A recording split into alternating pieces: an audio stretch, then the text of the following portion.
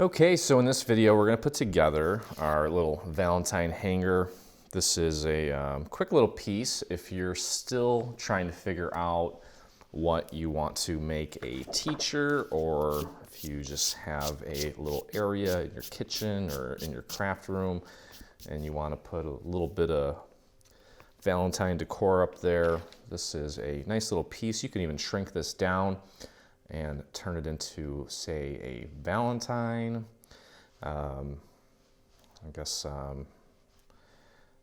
ideas are plentiful. I'm sure you'll find a use for it. I'm going to begin by taking my white piece here and doing some inking on it. I've got my turquoise and I've got my little ink applicator here, and I am just going to hit the edge as well as graze the top of this just slightly. Just give it a nice little subtle touch of color all the way around. The rest of this thing goes together pretty quickly, and I think I may need to get some more turquoise here pretty soon.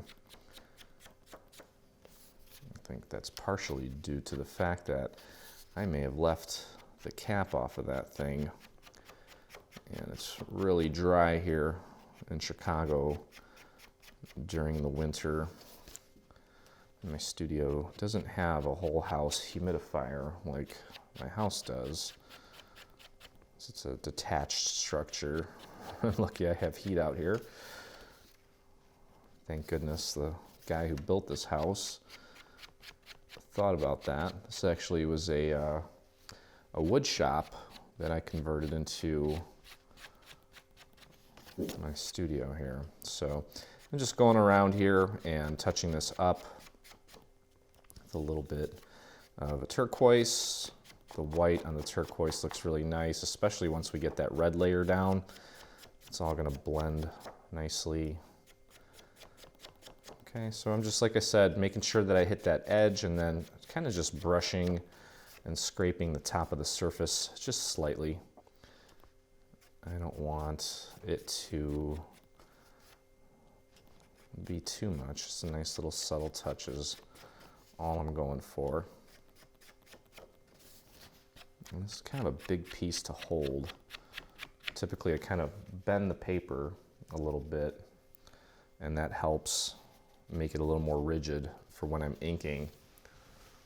So I'm glad that a lot of you took the time and made some items already from our Cupid Crush bundle. I know that that pop-up card with the flower in the center was a real big hit. I saw a couple of you post the final product even before the video was out, so kudos to you guys. And I also saw a bunch of you make little monsters for your kids and your grandkids, because it's coming up real quick here. And if you're doing them, I pray that the classroom size isn't all that big. All right, so that is inked. And what we can go ahead and do at this point is put our little glitter layer down. We've got a nice little caption that's cut out of this already. Now, if you want to, you could cut this back layer out twice just to kind of thicken this up a little bit. I don't think it's necessary since it's going to be hanging up against a wall. But you may want to. Now, keep in mind here also that there are 3 little notches here, and they're like kind of just like U-shapes, and those are going to hug the little scallops on this heart. So that is to help you with the placement. They're going to go right in between where the scallop kind of valleys. Okay, so let's flip this over, and I did cut this out on my Cricut Explorer Air 2. The glitter part I cut out using the custom setting, and I had it set to glitter. I think it was a 0.5 millimeter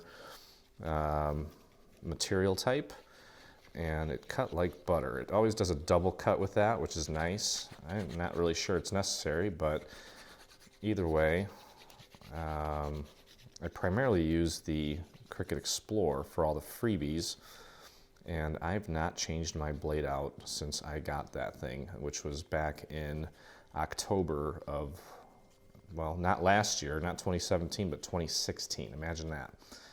So that machine has been lasting me quite some time. And I think for the first time ever recently, I actually cleaned a mat, and it did kind of bring back that stickiness. It is less sticky than it was when I first started, but it's definitely revitalized it a little bit. Okay, so again, just make sure that you're kind of following that those little divots there, and then pay attention to the tip of the heart here at the bottom. That little scallop should be nice and centered with that little teardrop. Okay, and then just push that down. Make sure that you get that all nice and in place. Okay, that looks cute. This is a very simple, quick piece. I think it took me about, because of the double cut, maybe less than 10 minutes to cut, and the assembly shouldn't take more than about 15, depending on what you do to jazz it up and bling it up. But that's fine. Okay, let's take a look. That looks good, really cute. Okay, let me grab my little pick-me-up tool. There's a couple of tiny little hearts that we're going to apply. These guys here, okay, and grab my little pick-me-up tool and just dot some drops of glue on the back of this. Okay, and these guys are gonna go pretty much right in this area here. Now, because we cut this out of glitter, we didn't add any little guides to help you. So put that first one down, and then when you put the second one down, do your best to eyeball it and make sure that you have it nice and lined up. I'm looking at the little teardrops here. I'm going to match that up here on this side, so that's kind of the center point there. And the butt of the heart goes a little bit above there, and it's angled like that. Let's see what that looks like. Maybe nudge it just a tad. There we go. That looks good. Just use a visual cue to help you with the placement. Okay, and then there's one more tiny little heart. Where'd you go? There it is. And that's going to go right in the center there, above the word happy. Okay, and this is cardstock on glitter, so give it a little extra time. Get that placed nice and center. Use this as your guide to help you center that. Should be able to eyeball that and shouldn't be a problem. Okay, all right, so while this thing is flat,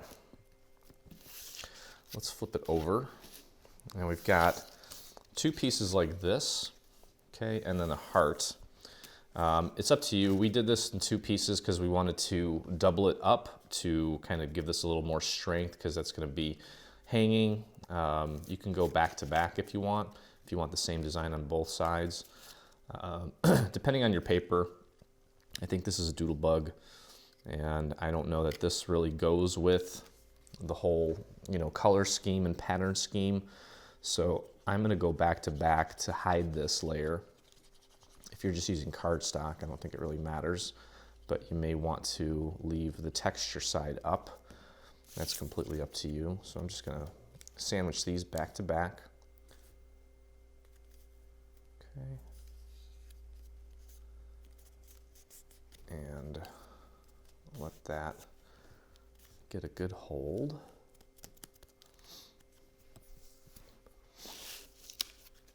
Okay.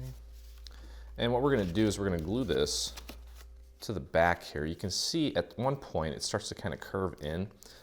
Okay, and that you don't want to put glue above that area. Put it below that area and slide it under until it kind of meets that curve.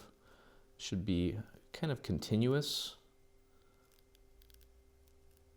Right about there, so that the angle on this kind of meets up with that angle and just looks seamless as far as the angles go. Make sure you've got it aligned properly so it doesn't sit crooked. Okay, and push that down. You can grab our little heart. And now this is a white core going on a pattern. I may just touch that with a little bit of red around the perimeter, just to kind of hide the white core.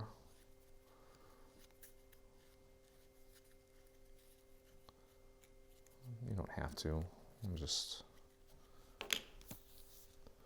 being a perfectionist today. And again, I've talked about this before. I really love these pads because they really help you get into little nooks and crannies that some pads just won't allow for, and others they don't bend as well, so you can't really jam it in there. Okay, so let's get our glue on our little glitter heart here. The back is it's not glitter, so it should dry pretty quickly. Just match that up with the existing hole there. Okay, there we go. This is a great project if you're new to cutting. It's not three-dimensional, but it will help you, well, I guess the bow is sort of three-dimensional, but it'll kind of help you get your feet wet as far as importing files go and things of that nature. So I definitely recommend this for beginners. Okay, so that takes us to our bow. And what I want to do is I want to kind of curl this bow up and give it a little bit of dimension. And then I'm going to take the little tails and curl them down. Okay, so that it just kind of gives it a little bit of life. Okay, and we're going to go ahead and get that glued down right to the white area here. The rest of the bow is kind of cover this up, so just make sure that you get it onto the white area and that you have it nice and centered. Okay, and let that set. And we can go ahead and build our little bow. So I'm going to take the bow, I've got my 3/8 inch dowel, and I'm going to go ahead and begin training it because we're going to turn it in on itself. And I don't want to do that and crease it. I want it to look very round and pretty. Okay, so what we're going to do is just kind of glue that right to the center. And there is a little scored area there. And that's just to help you kind of align that so that they meet in the center like that. Just like that. Okay, so you've got your little bow. Let's go ahead and get our glue on that tab. And glue that down. It should match up with the center of the bow there as far as the shape goes. That's how you know you've got it in the right place. And even if it's off just a tiny little bit, it's not the end of the world. Am I bleeding or is that ink? My cat slashed me the other day. We were just playing, but it kind of hurt. All right, so we got that part down. Let's get this next side down. Just a little bit of glue. Okay, and get that nice and centered. Take a look at it from the front. Just make sure that it looks nice. Hold that in place. And if you do have a pattern, make sure your pattern's going in the right direction when you glue it down. The last thing you want to do is put that thing down and find out that you kind of put the pattern upside down or something. Okay, so let that kind of set a little bit more. Then we've got the little middle part here that we're going to put over this. And what I'm going to do is take this and train this. I'm going to train this a lot, actually. If you want to really train it, you can kind of put it down on your table, grab one end of it, and pull straight up, or even straight back over the dowel. And that'll really curl it for you nicely. Okay, and then we're just going to go ahead and wrap this around the center and glue it to itself on the back. And I'm not gonna squish it too much. I want it to have a little bit of volume. So do your best to wrap that around, get it nice and centered, and then just hold that in place while it sets. Again, I'm not pushing down all the way. I want it to have a little bit of volume because then it's going to add a nice little shadow in there. It's going to make it look more dimensional. If you flatten it out too much, it may look too much like paper and too flat, and we don't want that. Okay, so be patient while that dries. And pretty much on the last leg here, I've got some heart-shaped rhinestones that I'm going to fill in here and here and here. Maybe just add 2. Maybe put one on the center of the bow, and pretty much call it a day here. Let's just let that fully set. And I think that's gonna go like that. Okay, and I'm gonna glue it down. I think a pop dot would be too much dimension on that. So we're just gonna glue that down straight away. Make sure you get it nice and centered. I'm gonna lift that up so I can see it better. Okay, and you wanna be patient here since we're not using a pop dot, and this thing's kind of has a little bit of resistance because of this piece. Just be patient while that completely sets, and then your project's pretty much done here. I mean, honestly, there's really not much more to do. Aside from jazzing this up with some bling if you want, if you have some liquid pearls and you want to kind of add some in certain places, maybe around the perimeter, it's totally up to you. But I think this will do the job. And I'm going to keep holding this even after I say goodbye because I want to make sure it doesn't fall off. But hope you guys enjoyed the tutorial. If you did, leave a comment in the comments section, and would love if you guys would subscribe to our channel on YouTube.